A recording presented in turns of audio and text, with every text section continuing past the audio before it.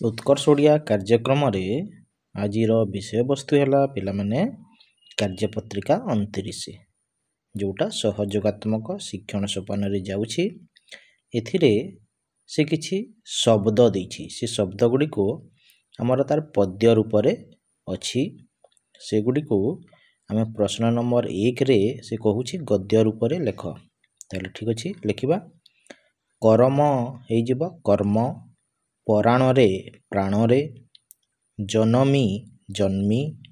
स्वपने स्वप्ने स्मृति पथे पौष पौष स्नेह स्नेह गिरीशम ग्रीष्म शयन सैन्य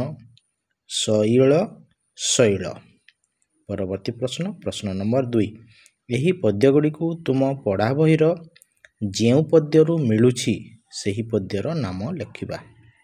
यही शब्द गुडी को पिला माने हमर को पद्य रे अछि ना मनीष भाई पद्य रे अछि पाइक बधुर उद्बोधन ओ माटीर मनीष।